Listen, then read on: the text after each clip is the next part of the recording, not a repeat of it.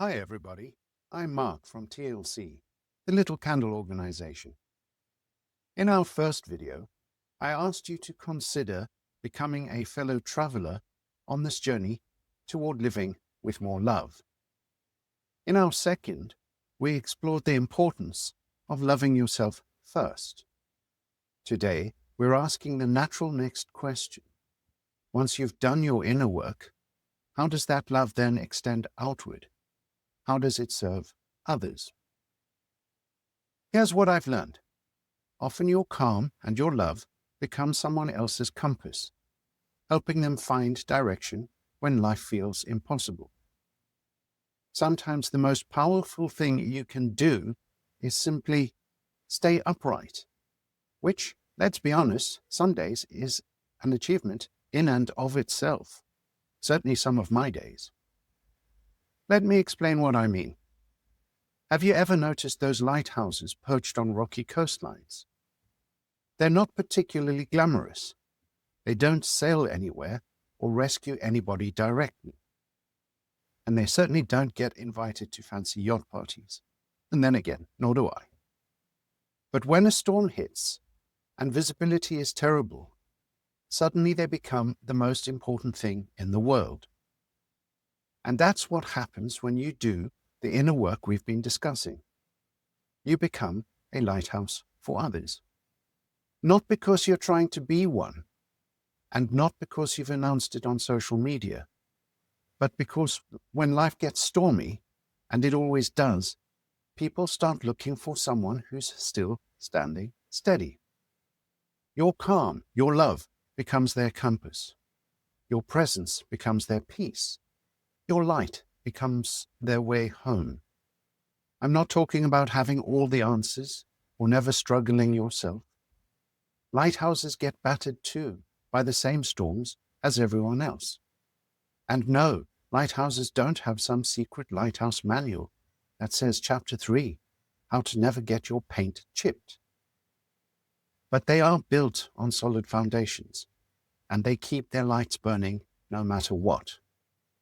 When someone in your office is having a meltdown and you remain centered, when your family is in chaos and you respond with patience instead of panic, when the world feels like it's falling apart and you choose kindness over criticism, you are being a lighthouse. As contemplative thinker Parker J. Palmer said, in times of deep darkness, we not only need light, we need to be the light for one another. The beautiful thing is that you are already equipped for this. Remember that self-love we talked about? Well, that wasn't selfish indulgence. That was lighthouse maintenance. You can't guide others to safety if your own light is dim. And here's the thing about lighthouse keepers. They rarely know how many ships they've helped. Most of the time, they don't even realize someone needed their steady presence. There's no lighthouse feedback form that arrives in the post saying, "Dear Lighthouse, you really saved my Tuesday." You won't know that your calm response changed the trajectory of their entire day. But trust me, it does.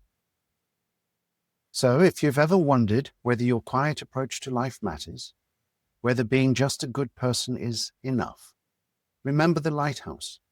It doesn't chase ships or demand attention.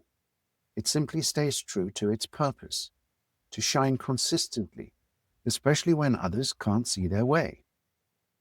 Your gentle homework for this week. Notice when others around you are in their storms. Instead of trying to fix everything, just practice being steady. Be present. Be kind. Simply let your love and your calm be their compass. Because when the world feels overwhelming, your quiet steadiness may be the signpost someone was longing to see. And that is how love guides us all home. The world needs your light, not someday when you're perfect, but right now, exactly as you are.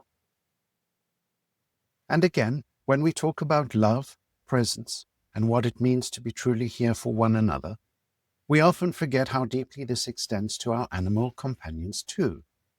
They're not just pets. They are part of our soul's journey.